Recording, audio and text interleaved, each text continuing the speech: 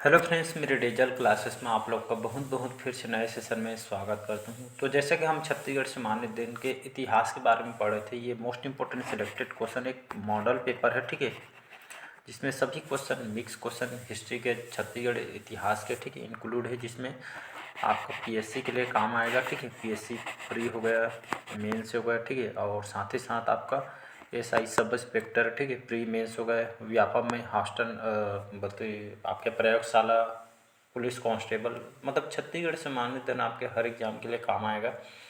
यहाँ पे जितने भी कंटेंट तैयार होते हैं सभी इंपॉर्टेंट और सिलेक्टेड क्वेश्चन हैं। बाकी चलिए स्टार्ट करते हैं सेशन को। पिछले सेशन में मैं 50 क्वेश्चन में कवर कराया था, यहाँ से हम आगे बढ़ेंगे। तो आज का क्वेश्चन है, चीनी यात्री जो हेनसांग छत्तीसगढ़ में किस राजवंश के समय आया था?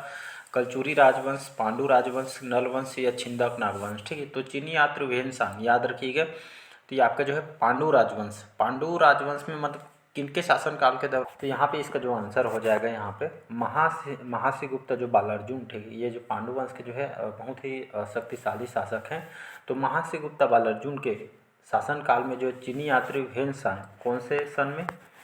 लगभग 639 ईस्वी में, ठीक है। तो इनके शासनकाल में जो प्रसिद्ध चीनी यात्री हेमंत 639 ईस्वी में सिरपुर और मल्हार, ठीक है, सिरपुर और मल्हार ये दोनों जगह जो है इन्होंने यात्रा की थी, ठीक है, जिसमें हम पढ़ेंगे, अगर पढ़ेंगे बुक वगैरह में यहाँ पे।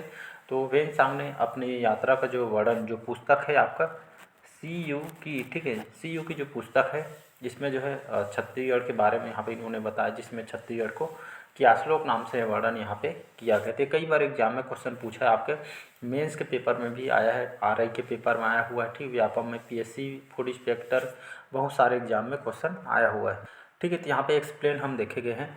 चीनी यात्री ह्वेनसांग ने लगभग 639 ईस्वी के लगभग छत्तीसगढ़ की यात्रा की। इसी के दौरान सिरपुर के क्षेत्र में पांडु वंश का शासनकाल रहा है, ठीक है, जैसे कि मैंने पहले बताया है। अगला क्वेश्चन चलिए देखते हैं। 52 क्वेश्चन है हमारा। तीवर देव ये आपके अनुयायी थे, ठीक है, वैष्णव धर्म, शैव धर्म, शाक्त धर्म या जैन धर्म, ठीक। तीवर देव ये मतलब अनुयायी थे, कौन से धर्म को मानते थे तीवर देव? ये सभी जो है आपके वैष्णव धर्म, ठीक है। तो पांडु वंश के जितने भी जो है शासक थे सभी वैष्णव धर्म को मानते थे, लेकिन एक यही अकेला एक शासक था महासीगुप्त बालार्जुन, जो आपका शैव धर्म को मानता था। तो इसका यहाँ पे जो आंसर हो जाएगा वैष्णव धर्म। तो तीवर देव ये अनुयायी थे वैष्णव धर्म के, ये ऑप्शन हो जाएगा। चलिए तीवर देव के बारे में बात करता हूँ, ठीक है। तो इनको जो है एक उपाधि दी गई थी, सकल कौशलाधिपति की उपाधि ये धारण की थी। इन्होंने पांडु वंश का विस्तार जो है उड़ीसा तक इन्होंने विस्तार किया था। और कौन से धर्म को मानते थे? तो ये वैष्णव धर्म को मानता था। ये ऑप्शन हो जाएगा यहाँ पे करेक्ट आंसर। साथ ही साथ यहाँ पे एक्सप्लेन भी डाल दिया गया है ताकि एग्जाम में काम आए, ठीक। तो पांडु वंश का जो शासक तीवर देव वैष्णव धर्म का या मत का जो है अनुयायी था, जबकि इस वंश के अन्य शासक जो है महासीगुप्त बालार्जुन, जैसे मैंने बता दिया था, इस शैव मत को जो है मानता था, ठीक है। तो आपके कंफ्यूज करने के लिए पूछ सकते हैं, तो आप कंफ्यूज में आप आंसर जो है वैष्णव धर्म को लगा सकते हैं, लेकिन यहाँ पे कंफ्यूज करने के लिए आपके वैष्णव जो मतलब जो महासीगुप्त बालार्जुन है, इसको क्वेश्चन जानबूझ के आपको जो है जानवर घुमाने के लिए आपको दे सकते हैं, ठीक है। तो महासीगुप्त बालार्जुन ये आपके शैव धर्म को मानता था, अकेला यही शासक है, बाकी सभी वैष्णव धर्म से संबंधित, ठीक है। तो एग्जाम में कन्फ्यूज नहीं होइए, मत होइएगा, ठीक है। चलिए अगला क्वेश्चन देखते हैं। बस्तर के कोरापुट है, तो बस्तर के कोरापुट के नागवंशी राज्य का अंत किसने किया था? काकतियों ने, कलचुरियों ने, नागवंशियों ने या गंगवंशियों ने? तो यहाँ पे इसका जो आंसर हो जाएगा काकतियों ने, मतलब काकती वंश के द्वारा। तो बस्तर के कोरापुट के नागवंशी राज्य का ये जो है अंत किसने किया था? तो काकती वंश से शासन यहाँ पे किया गया था।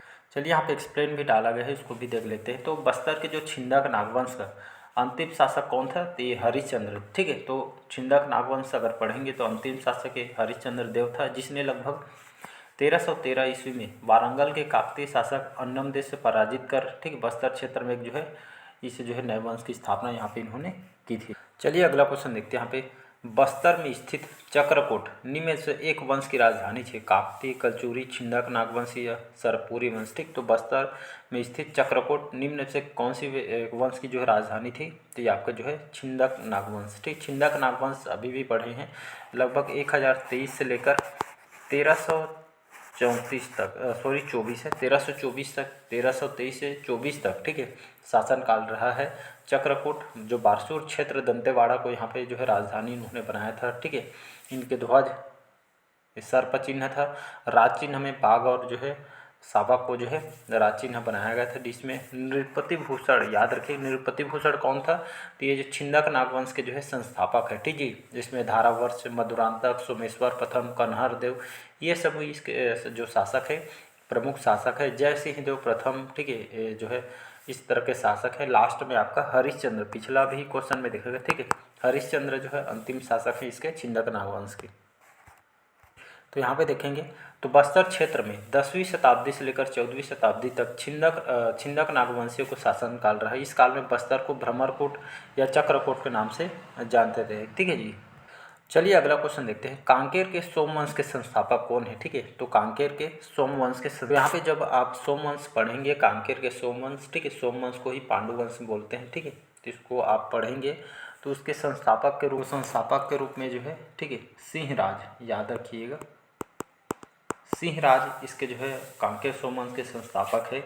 1191 से लगभग 1320 तक, ठीक है, शासन काल रहा है। व्याघ्र राज सुने होंगे, वोपदेव, कर्ण राज, ठीक है, सिहावत ताम्रपत्र में जानकारी मिलती है। कृष्ण राज, सोमदेव, पंपादेव, ये जो कांकेर के सोमवंशी शासक है, ठीक है। तो कांकेर से एक शासक भानुदेव का भी उल्लेख यहाँ पे मिलता है, तो इसको आपको याद रखना है, ठीक है। तो यहाँ पे देखेंगे तो सोमवंश के जो संस्थापक सिंहराज को माना जाता है। इस वंश के शासक त्रिकलिंगाधिपति उपाधि धारण यहाँ पे करते थे। चलिए अगला क्वेश्चन पढ़ते हैं हम। देखते हैं, भोरमदेव मंदिर का निर्माण हुआ था छिंदक नागवंश के काल में, नलवंश, फड़ी नागवंश काल में या कलचुरी नागवंश काल में। तो भोरमदेव कई बार यहाँ से क्वेश्चन आया है, याद रखिएगा। तो भोरमदेव मंदिर का जो निर्माण है जो है आपके फड़ी नागवंश, ठीक है। तो फड़ी नागवंश के काल में भोरम मंदिर का जो है निर्माण हुआ था, इसके बारे में देखते हैं। यहाँ पे एक्सप्लेन देखते हैं। कवर्धा क्षेत्र में भोरम मंदिर का जो निर्माण लगभग कौन से 11वीं से 12वीं शताब्दी में इसका निर्माण हुआ था। छिंदक नागवंशी शासक जो गोपाल देव, ठीक है, एक छिंदक नागवंश के शासक थे और इन्होंने ये भोरमदेव मंदिर का जो है निर्माण जो है गोपाल देव के द्वारा करवाया था। ये कहाँ पे है, ये आपके कवर्धा में स्थित है, ठीक है। इसके बारे में और थोड़ा जानते हैं। और लगभग इस 1189 में, ठीक है, 1189 में 11वीं शताब्दी में कवर्धा के छपरी ग्राम में भोरम मंदिर का निर्माण कराया था। भोरमदेव मंदिर यहाँ की कलाकृतियों मूर्तियों के कारण एक कला तीर्थ भी इसको कहलाता है। गोपाल देव के सहयोगी लक्ष्मण देव राय थे, ठीक है। भोरमदेव मंदिर को चंदेल वंशी खजुराहो मंदिर के समान होने के कारण इसको छत्तीसगढ़ का खजुराहो कहा जाता है। भोरमदेव मंदिर जो है कौन सी शैली, नागर शैली में निर्माण हुआ है। भोरमदेव एक जो है आदिवासी देवता है और भोरम मंदिर का जो निर्माण फड़ी नागवंश काल में यहाँ पे हुआ था। बहुत सारे एग्जाम में क्वेश्चन ये आया हुआ है। अगला क्वेश्चन चलिए देखते हैं। भोरमदेव मंदिर का निर्माण हुआ था 11वीं शताब्दी में, 12वीं शताब्दी में, 13वीं शताब्दी में या आपके 14वीं शताब्दी, तभी बताया मैंने। तो लगभग भोरमदेव मंदिर का निर्माण 11वीं शताब्दी में लगभग 1089, ठीक है, ईस्वी में जो इसका निर्माण हुआ था, ठीक है। ग्राम छपरी भोरम मंदिर मतलब जो है कवर्धा के छपरी ग्राम में भोरम मंदिर का निर्माण यहाँ पे कराया। बाकी इसके बारे में अभी बताया है। चलिए अगला क्वेश्चन देखते हैं। राजनांदगांव रियासत में किस वंश का शासन काल था, ठीक है। राजनांदगांव रियासत में किस वंश का शासन था। बैरागी नरेश, फड़ी नागवंश, सोमवंश या कलचुरी नागवंश, ये ऑप्शन हो जाएगा। तो राजनांदगांव रियासत में किस वंश का शासन था, तो ये जो है बैरागी वंश या बैरागी नरेश का यहाँ पे जो है शासनकाल रहा। चलिए अगला क्वेश्चन देखते हैं। रतनपुर के किस शासक को मुगल सम्राट जहांगीर के हाजिरी में 8 वर्षों तक रहना पड़ा था। राजा कल्याण साय, लक्ष्मण साय, राजा बहार साय, राजा सुरेंद्र साय, ठीक। तो रतनपुर के किस शासक को मुगल सम्राट जहांगीर की हाजिरी में 8 वर्षों तक रहना पड़ा था, तो राजा जो कल्याण साय, ठीक है, इन्हीं के शासनकाल के दौरान, ठीक है। तो रतनपुर के किस शासक को, तो राजा कल्याण साय, ठीक है, ये रतनपुर के जो है राजवंश से संबंधित है, ठीक है।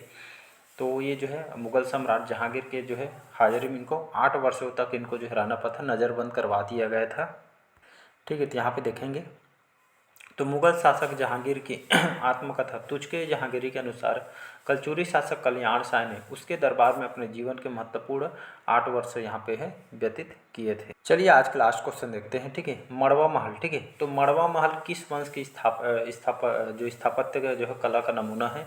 बाणवंश, सोमवंश, छिंदक नागवंश या फड़ी नागवंश, ठीक। तो मड़वा महल जो है किस वंश की स्थापत्य कला का नमूना है, तो यहाँ पे जो इसका जो करेक्ट आंसर हो फड़ी नागवंश, ठीक है। डी ऑप्शन हो जाएगा यहाँ पे करेक्ट आंसर, डी ऑप्शन याद रखिए। तो मड़वा महल सुने होंगे, तो मड़वा महल ये भी कहाँ पे है, ये आपके कवर्धा में स्थित है, ठीक है जी। फड़ी नागवंश काल में इसका जो निर्माण हुआ था, इसको आपको याद रखना। तो इसके रामचंद्र, ठीक है, रामचंद्र देव, ठीक है, तो इन्होंने लगभग 1349 ईस्वी में, लगभग 14वीं शताब्दी में मड़वा महल, जिसको दूल्हा देव भी बोलते हैं, ठीक है, छेरकी महल का निर्माण किया, जो विवाह के इसको प्रतीक माना जाता है, ठीक है। जो कलचुरी राजकुमारी अंबिका देवी का विवाह जो है मड़वा महल में हुआ था, ऐसा करके यहाँ पे पता चलता है, बताया गया पुस्तक में। कवर्धा महल का डिजाइन जो है महाराजा धर्मराज सिंह ने किया था। महल के प्रथम गेट को हाथी गेट या हाथी दरवाज़ा भी कहा जाता है, ठीक है। ये सभी क्वेश्चन जो आपके एग्जाम में बार बार पूछे जाते हैं। तो बाकी चलिए आज का सेशन में यही तक रखते हैं, ठीक है। तो यहाँ पे एक्सप्लेन तो बताया नहीं था आपको, ठीक है। एक्सप्लेन वही कवर्धा के एक फड़ी नागवंश शासक अपने निर्माण कार्य के लिए छत्तीसगढ़ के इतिहास में विशेष प्रसिद्ध है। इनके द्वारा भोरमदेव मंदिर, मड़वा महल, छेरकी महल जैसे निर्माण कार्य यहाँ पे जो है कराए गए थे। तो ये थे आपके इंपॉर्टेंट क्वेश्चन। बाकी चलिए हम बाकी क्वेश्चन अगले पार्ट में क्वेश्चन को कवर करेंगे। कैसा लगा सेशन कमेंट करके ज़रूर बताइएगा। सभी क्वेश्चन इंपॉर्टेंट और सिलेक्टेड होते हैं। Thank you.